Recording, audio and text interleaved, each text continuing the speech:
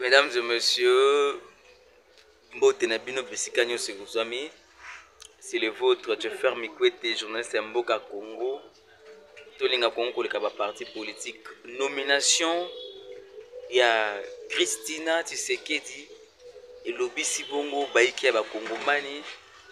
Motona moto, apesi likanisi na ye et kasi belé pe à Kongomani, ou ba mesana na kofinga.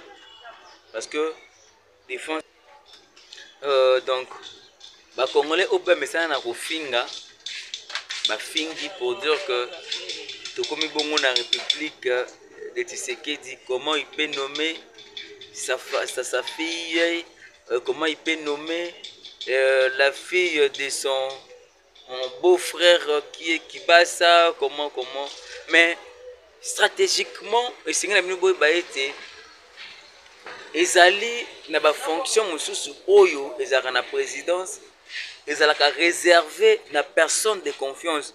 Je vous dis même na États-Unis où ezali pays ya vieille démocratie makambo wana pe esalemaki banomaka bongo parce que ezali fonction oyo ezali qui nécessite, qui demande beaucoup de confiance parce que la sécurité et la survie de la personne dépend également. Il y a fonction pe mutu oyo ozali konomé ici kawana. Il est parmi les secrétaires personnels et chef de l'État. Donc ezana makambo mususu oyo tant mokonzi azali kosola peut-être na ba partenaire na ye, peut-être na bato moko songolo pakala esengela moto oyo ya confiance kozala wana pour que ayeba ebandeli kino suka yeba makambo yango. Kasi le otomoni bato mususu bazali ko manifester ba mécontentement na bango na kofinga tata mokonzi ekolo en disant que abomi mboka akomi konomi bana na ye, akomi konomi bande kuna ba mususu baki même loin ko bakino aza konomi ba makangu na ye. Au-delà d'être ce qu'il est, azali pe quand même papa ya bato, azali pe ndeko ya bato moko boisongolo.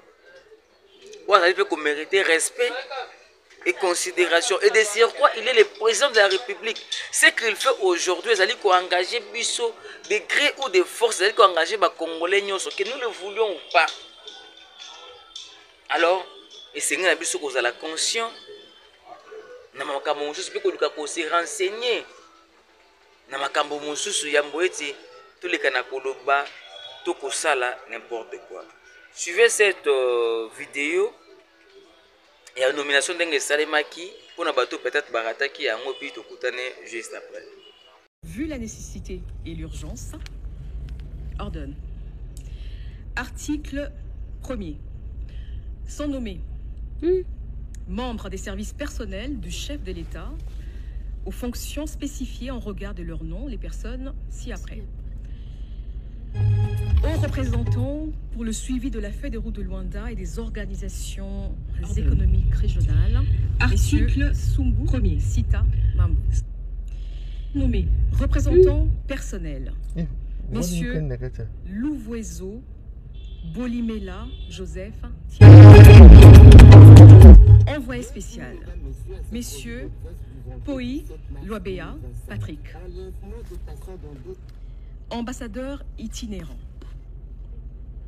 Messieurs, Madame Isabelle Kibasa, Messieurs Antoine Gonda,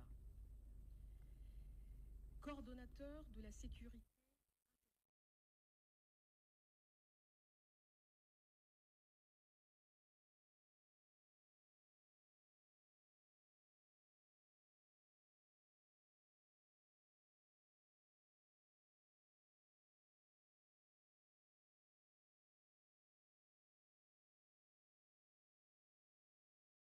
Madame Bilo Okuki Jennifer, coordonnateur adjoint.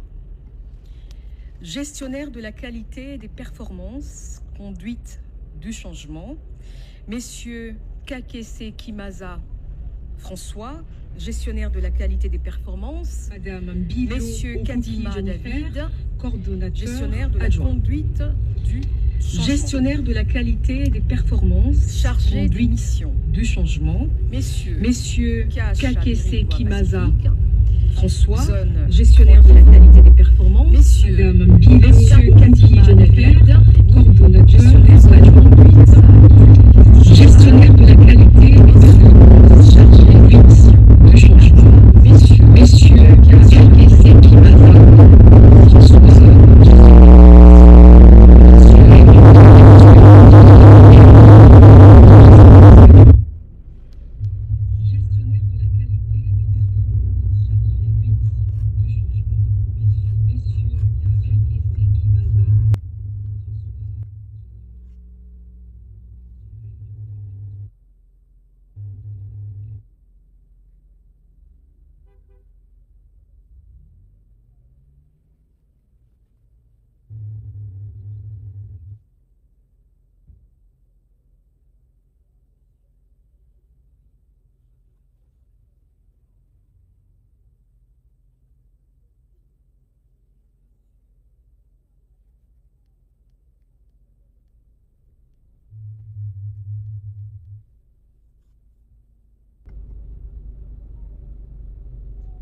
Messieurs Mulumba Chimpaka Miché, messieurs Mundela Kabamusu Paul. Assistant logistique, messieurs Mulaba Mouté Kemena Jopol. Assistant aviation présidentielle, messieurs descriveurs, messieurs Charles Mundela.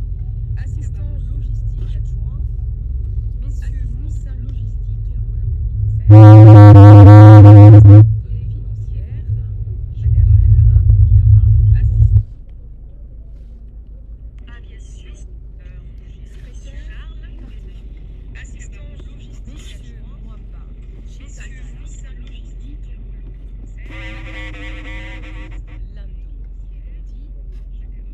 Madame Christina Tshisekedi Chika. Secrétariat administratif. Madame Ella Mwamba.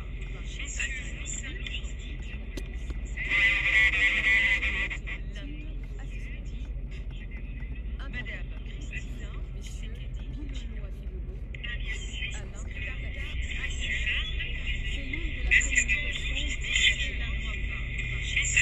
Madame Farah Messieurs Kissema Kamba Oscar, directeur adjoint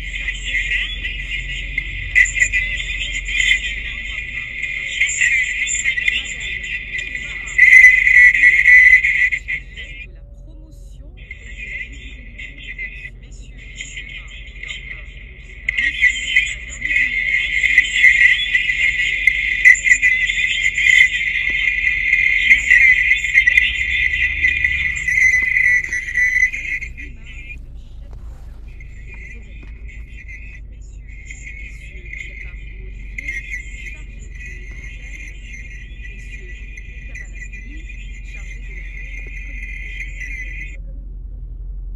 service médical, docteur Simba Louzolo Christian, médecin directeur du service médical résidentiel et médecin personnel de Château. Docteur Badibanga Samoula Patrice, médecin directeur adjoint du service médical résidentiel et médecin personnel de Château. Docteur Quintou Jean-Pierre, médecin du chef de l'État. Madame Baouna Lupangu Harry-Sylvie, infirmière du service médical présidentiel. Madame Sambou Lupanga Collège, infirmière au service médical présidentiel. Porte-parole du président de la République, Madame Salama Tina. Protocole du chef de l'État, Messieurs Boba Nkombe Bob, directeur du protocole. Messieurs Bokwala Bompolonga Roger, directeur du protocole adjoint. Madame Kakusa Mozwa Élysée, directeur du protocole adjoint. Article 2 sont abrogées toutes les dispositions antérieures contraires à la présente ordonnance. Article 3, le directeur de cabinet du président de la République est chargé de l'exécution de la présente ordonnance qui sort ses effets à la date de sa signature. Fait à Kinshasa le 6 mars 2025, Félix-Antoine Tshisekedi Tshilombo, président de la République, pour copie certifiée conforme à l'original le 6 mars 2025, le cabinet du président de la République, Anthony Criso-Camollet, directeur de cabinet. Ordonnance numéro 25/164 du 6 mars portant nomination d'un ambassadeur extraordinaire et plénipotentiaire de la République démocratique du Congo auprès de la République de l'Inde. Le président de la République, vu la Constitution telle que modifiée par la loi numéro 11/002 du 20 janvier 2011 portant révision de certains articles de la Constitution de la République démocratique du Congo du 18 février 2006, spécialement ces articles 69, 79, alinéa 3, 81, alinéa 1er, premier point 1 et 221 de la loi 2016/013 du 15 juillet 2016 portant statut du personnel de carrière des services publics de l'État, spécialement en ces articles 4, 5 et 19, vu tel que modifié, complété à ce jour l'ordonnance numéro 78/448 du 16 novembre 1978, portant règlement d'administration relatif au corps des diplomates de la République, vu l'ordonnance numéro 24/88 du 11 octobre 2024, portant organisation et fonctionnement du gouvernement, modalités de collaboration entre le président de la République et le gouvernement, ainsi qu'entre les membres du gouvernement, vu l'ordonnance numéro 22/003 du 7 janvier 2022, fixant les attributions des ministères, spécialement son article 1er B-3, vu l'ordonnance 24/022 du 1er avril 2024 portant nomination d'un Premier ministre, vu l'ordonnance numéro 24/039 du 28 mai 2024 portant nomination des vice-premiers ministres, des ministres d'État, des ministres délégués, des vice-ministres, vu la nécessité et l'urgence, sur proposition du gouvernement, ordonne. Article 1er est nommé ambassadeur extraordinaire et plénipotentiaire de la République démocratique du Congo auprès de la République de l'Inde, Madame Mushobekwa Ayaza Emily. Article 2, la précitée bénéficiera pour la durée de ses fonctions des indemnités et avantages prévus par l'ordonnance portant règlement d'administration relatif au corps des diplomates de la République. Article 3, sont abrogées toutes les dispositions antérieures contraires à la présente ordonnance. Article 4, la ministre d'État, ministre des Affaires étrangères, coopération internationale et francophonie est chargée de l'exécution de la présente ordonnance qui sort ses effets à la date de sa signature. Fait à Kinshasa le 6 mars 2025, Félix-Antoine Tshisekedi Tshilombo, Judith Suminwa Tuluka, première ministre, pour copie certifiée conforme à l'original le 6 mars 2025, le cabinet du président de la République, Anthony Criso-Camollet, directeur de cabinet. Ordonnance numéro 25/165 du 6 mars 2025 portant nomination d'un ambassadeur extraordinaire et plénipotentiaire de la République démocratique du Congo auprès de la République islamique de Mauritanie. Le président de la République a vu la Constitution telle que modifiée par la loi numéro 11/002 du 20 janvier 2011 portant révision de certains articles de la Constitution de la République démocratique du Congo du 18 février 2006, spécialement ces articles 69, 79, alinéa 3, 81, alinéa 1er, point 1 et 221, vu l'ordonnance 24/022 du 1er avril 2024 portant nomination d'un Premier ministre, vu la nécessité et l'urgence, sur proposition du gouvernement, ordonne. Article 1er. Est nommé ambassadeur extraordinaire et plénipotentiaire de la République démocratique du Congo auprès de la République islamique de Mauritanie, messieurs Nindou Kibambe Eric. Article 2, le précité bénéficiera pour la durée de ses fonctions des indemnités et avantages prévus par l'ordonnance portant règlement d'administration relatif au corps des diplomates de la République. Article 3, sont abrogées toutes les dispositions antérieures contraires à la présente ordonnance. Article 4, la ministre d'État, ministre des Affaires étrangères, coopération internationale et francophonie, est chargée de l'exécution de la présente ordonnance qui sort ses effets à la date de sa signature. Fait à Kinshasa le 6 mars 2025. Félix-Antoine Tshisekedi Tshilombo, Judith Suminwa Tuluka, Première ministre, pour copie certifiée conforme à l'original le 6 mars 2025. Le cabinet du président de la République, Anthony Kinzo Kamole, directeur de cabinet. Ordonnance, loi numéro 25 par 028 du 7 mars 2025 portant autorisation de la prorogation de l'état de siège sur une partie du territoire de la République démocratique du Congo.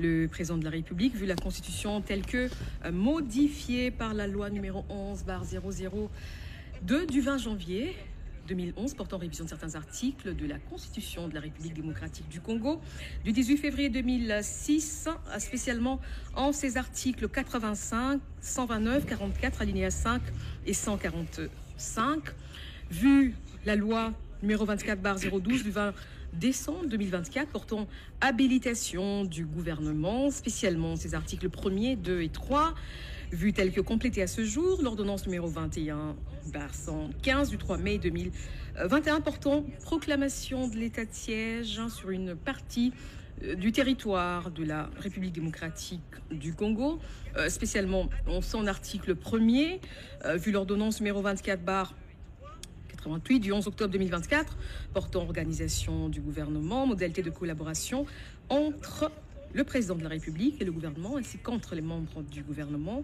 vu l'ordonnance numéro 24/022 du 1er avril 2024 portant nomination d'un Premier ministre, vu la nécessité et l'urgence, sur proposition du gouvernement délibéré en Conseil des ministres, ordonne, article 1er, et autorisé, conformément à l'article 144, alinéa 5 de la Constitution, pour une période de 15 jours, prenant cours le 8 mars 2025, la prorogation de l'état de siège proclamée par l'ordonnance numéro 21/015 du 3 mai 2021.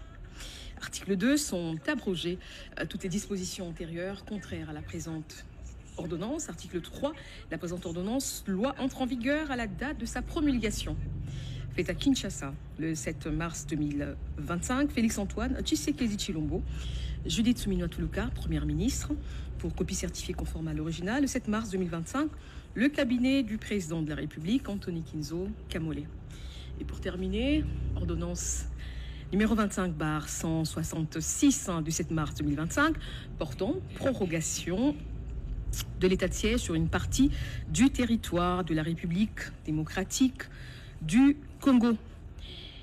Vu l'arrêt sous R 15-50 du 6 mai 2021 de la Cour constitutionnelle siégeant en appréciation de la constitutionnalité de l'ordonnance numéro 21/016 du 3 mai 2021 portant mesures d'applicabilité de l'état de siège sur une partie du territoire de la République démocratique du Congo. Vu la nécessité et l'urgence, le Conseil des ministres entendu ordonne, article 1er, est prorogé pour une période de 15 jours, prenant cours le 8 mars 2025, l'ordonnance numéro 21/015 du 3 mai 2021, telle que modifiée à ce jour, portant proclamation de l'état de siège sur une partie du territoire de la République démocratique du Congo. Article 2, sont abrogées toutes les dispositions antérieures contraires à la présente ordonnance. Article 3, la première ministre, le vice-premier ministre, ministre de l'Intérieur, Sécurité, Décentralisation et Affaires coutumières, le vice-premier ministre, ministre de la Défense nationale et ancien combattant, ainsi que le ministre d'État, ministre de la Justice et garde des Sceaux sont chargés, chacun en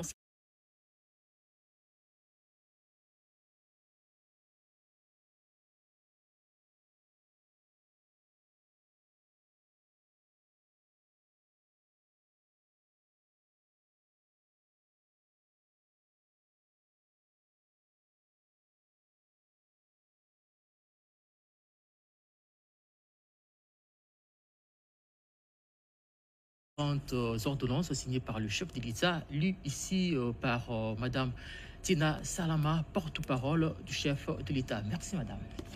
Merci à vous. Poursuivons avec ces journal. Après de fructueuses séances de travail avec le chef de l'État, la même délégation de parlementaires s'est rendue à la chambre basse du Parlement congolais. La situation sécuritaire et humanitaire a couronné leur périple au sein de cette chambre du Parlement. Des précisions dans ces reportages. On nous a rejoints. On est ici d'abord parce que, vous savez, quand on est français, on regarde toujours la République démocratique du Congo comme finalement le grand pays qui peut-être dans un siècle assurera l'avenir de la francophonie. On ne sera plus là, mais ça mérite qu'on ait un regard particulier sur vous. Ensuite, on est tous les trois députés européens et tous les trois, on voit que cette Union européenne est à deux vitesses. On applique des principes pour les uns, on ne les applique pas pour les autres. Notre pays subit un pillage et des meurtres qui ont trop duré. Ça fait presque 30 ans que cette situation existe. Et au Parlement européen, on a reçu le prix Nobel, qui a été aussi prix Sakharov, le docteur Yann Mukwege, qui a été un excellent ambassadeur pour vous. On l'a reçu, on a dit qu'il a raison et on est passé à autre chose. Voilà. Et nous, simplement, ce qu'on veut, c'est que ce pays soit traité comme tout le monde. On a vu que l'Union européenne était capable de réagir très vite quand un pays envahissait un autre. On a vu ce qui s'est passé en Ukraine. On a pris des sanctions en quelques heures. En quelques heures, on a bloqué tout le ciel européen, etc. Et regardez ce qui se passe pour la RDC. Ça fait des mois qu'on demande des sanctions. Dans ma commission, j'avais un peu soulevé, comme on dit en France, un lièvre, qui était ce fameux accord signé le 13 février 2024 sur les minerais rares, où, comme l'a dit votre président, l'Europe se transforme en receleur, puisqu'on achète des minerais volés. Et donc on se bat au Parlement européen d'abord pour que la lumière soit faite sur cet accord et qu'on l'annule, et puis deuxièmement, pour qu'il y ait des sanctions qui soient prises contre le Rwanda, qui est le seul moyen de le faire plier, de lui montrer qu'il ne peut pas continuer. Agression rwandaise avec ses supplétifs des M23 après une série d'auditions de près de 5 membres du gouvernement. Sur cette question, à l'Assemblée nationale, la commission défense s'apprête à remettre les rapports détaillés sur la situation sécuritaire et humanitaire qui prévalent dans cette partie du pays, un package contenant des recommandations pour le retour de la paix. Anim Balaka pour les détails. À quelques jours de l'ouverture de la session ordinaire de mars, la Commission défense et sécurité de l'Assemblée nationale finalise un rapport sur la situation sécuritaire à l'est de la RDC. Un document crucial qui découle des récentes auditions des 5 membres du gouvernement appelés à s'expliquer sur la guerre d'agression menée par l'armée rwandaise et ses supplétifs du M23 AFC dans les provinces du Nord Kivu et du Sud Kivu. Face à la gravité de la situation, la Commission défense et sécurité a exercé l'une de ses principales prérogatives. Il s'agit d'auditionner les membres du gouvernement concernés par la crise sécuritaire. Ainsi, le vice-premier ministre en charge de l'Intérieur, Jacquemain Chabani-Louko, son collègue de la Défense, Guy Kabombo Mwandia Vita, la ministre des Affaires étrangères, Thérèse Kaïkwamba, le ministre des Finances, Doudou Roussel Fouamba, ainsi que le vice-ministre du Budget, Élisée Boukoumouana Maposo, ont été entendus. L'objectif était d'obtenir une vision globale des opérations militaires en cours, de l'impact humanitaire sur les populations civiles, ainsi que des moyens financiers et diplomatiques engagés pour contrer cette guerre imposée à la RDC. Les auditions ont été initiées par rapport à la situation de la guerre qui sévit actuellement à l'est du pays. Vous savez vous-même que le Nord Kivu, comme les sites Kivu aujourd'hui, une grande partie de notre territoire est passée sous contrôle du Rwanda aujourd'hui, évidemment avec les supplétifs des M23. Et c'est une situation qui préoccupe les députés au plus haut niveau et c'est ainsi que la Commission a initié ces auditions pour essayer de comprendre et de s'imprégner des vrais problèmes qui se posent par rapport, par exemple, aux effectifs des militaires, par rapport au montant alloué. Ce sont des matières qui restent, en tout cas pour la Commission, et le reste, d'ailleurs, à travers les recommandations que nous allons formuler, je crois que ça va se décider par l'Assemblée nationale, si vous voulez, le bureau qui aura à gérer la suite de tout ce qu'on aura recueilli ici comme information. Nous venons de mettre sur pied une commission qui va travailler pour préparer les rapports. Et ces rapports, nous allons l'étoffer avec des recommandations que nous allons déposer à l'Assemblée nationale. Et puis, ce qu'il faut savoir, notre commission n'est pas comme toutes les autres commissions où nous devons divulguer tout ce qui a été dit ici. Parce que, vous savez, le pays étant en guerre aujourd'hui, la matière que nous avons eu à traiter avec les différents ministres, ce sont des matières tout à fait sensibles qui font que c'est le bureau, notre chambre qui va décider pour la suite. La commission défense et sécurité promet de poursuivre son travail de suivi et d'interpellation afin de garantir la transparence et l'efficacité des actions menées sur le terrain. Après du Kolwezi dans la province du Lualaba, le Tanganyika est la prochaine étape de la campagne menée par le président du Sénat, une itinérance initiée dans le but de mobiliser la population sur la crise dans l'est de la RDC. Sur place, Jean-Michel Samalukonde appelle la grande communauté de cette entité à la conscience nationale pour éradiquer cette guerre imposée par les ennemis de la République démocratique du Congo. Janine Kalinga sur les images de Bienvenue Lusala. Mobilisation générale de la jeunesse du Tanganyika contre l'agression rwandaise. Le président du Sénat, Jean-Michel Samalukonde, en première ligne au front à Kalemi, ville frontalière avec la Tanzanie. Face à une foule nombreuse avec laquelle Samalukonde a communié dans un meeting populaire à la plage de Kalemi le 6 mars 2025, il a souligné la nature économique de cette guerre et a insisté sur la vigilance, d'autant plus que ce sont les minéraux dont les lithium de Kalemi qui sont visés par les envahisseurs du territoire congolais. Le speaker de la Chambre haute du Parlement a invité toute la population à la vigilance. Ça a été une occasion pour nous de communier avec la population à travers un meeting populaire et faire passer ce message de sensibilisation, d'abord d'unité et de cohésion face à l'agression, mais aussi de la mobilisation de nos jeunes. Nous avons trouvé ici une population très réceptive au message que nous avons voulu donner, mais surtout une population qui nous a appelé à du soutien. On a demandé d'être soutenu à tous les niveaux, d'abord par les autorités politiques et administratives du gouvernement central, mais aussi de toutes les populations de toutes les provinces, d'être soutenues dans cette situation sécuritaire où plusieurs fois elle a été citée comme province dans la ligne de mire, et nous savons que c'est par rapport à ses potentialités minières. Nous avons, donné ce message de soutien aux autorités que nous avons trouvées ici. Nous avons remercié les jeunes que nous avons pu voir qui ont déjà commencé à s'engager dans cette vocation militaire, et nous avons appelé à plus de jeunes. Venus nombreux à cette rencontre avec le président du Sénat, les jeunes de Kalemi ont promis de rejoindre massivement les rangs des FARDC, scandant les slogans « La patrie ou la mort ». Après le meeting populaire à la plage, Samalukonde a rendu une visite d'encouragement au premier groupe des jeunes de Kalemi déjà enrôlés dans les FARDC et qui ont déjà commencé la formation. On dit toujours pour faire un voyage de 1000 km, ça commence par un seul pas. Pour faire ce voyage de 1000 km. Et vous êtes les premières personnes qui avaient commencé ce grand voyage qui va amener la grande remontée de puissance de l'armée de la République démocratique. Unis pour la patrie. Là, mon message à Kérikouya, la patrie d'abord. Puis il a eu un échange fructueux avec toutes les forces vives de la province du Tanganyika à l'hôtel Victoria Palace. Dans cette itinérance des sensibilisations commencée le 6 février dernier, le président du Sénat est accompagné d'une forte délégation des députés nationaux, des sénateurs et autres notabilités du Grand Katanga. Et 8 mars, journée dédiée à la commémoration de la lutte pour le droit des femmes.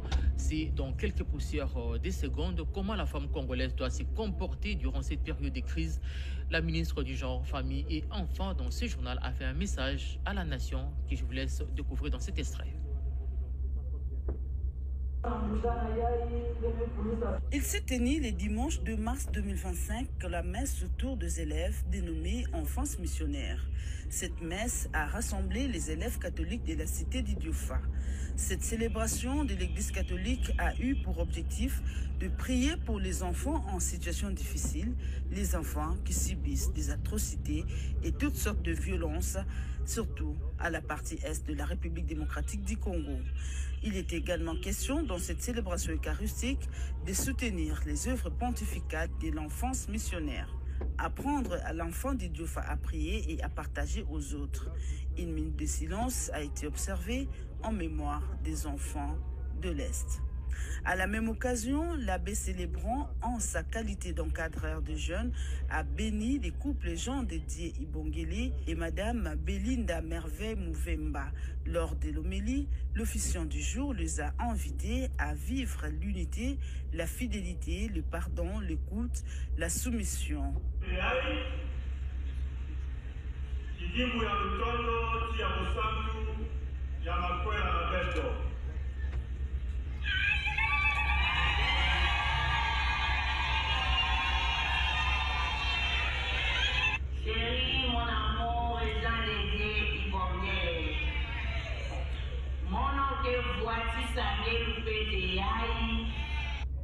Dans la province du Kwilu, les étudiants de l'ISTEM IPAMU ont été encouragés à intégrer l'armée. Un appel du directeur général de cette université lors d'une matinée organisée pour la circonstance. D'autres détails dans ce reportage. L'ISTEM IPAMU, sous la direction d'Ozombanga Masaka Mardoché, a organisé une séance de sensibilisation destinée à encourager les étudiantes à envisager une carrière au sein de l'armée congolaise. Cette initiative s'inscrit dans le cadre du souhait exprimé par le chef de l'État et soutenu par le ministre de tutelle. L'événement s'est déroulé dans la salle de promotion de l'Institut, marquant ainsi le lancement officiel des activités du mois de mars. Près de 300 étudiantes, accompagnées de plusieurs cadres, ont pris part à cette cérémonie qui a été unanimement saluée par les participantes. Nous aussi, à l'ISTEM IPAMU, pendant nos stages communautaires, sensibilisons la population féminine à adhérer à l'armée et à contribuer à l'effort de guerre, même si nos réflexions pourraient avoir de la peine à être transmises à la hiérarchie à temps, faute d'Internet. C'est par rapport aux aspects des étudiants de l'Est de la RDC qui sont massacrés, violés et qui manquent la paix sans assistance à cause du Rwanda et Kagame. À ce fait, je profite à l'occasion des étudiants de l'ISTEM IPAMU, invite les autres étudiants du territoire Idiofa à intégrer dans l'armée congolaise pour défendre notre patrie. Cette démarche vise à promouvoir l'engagement des jeunes femmes dans les forces armées, renforçant ainsi la vision d'un pays uni et fort. Et voilà qui met fin à ce journal. Merci d'avoir suivi. Portez-vous bien et bonne suite de programme sur nos antennes.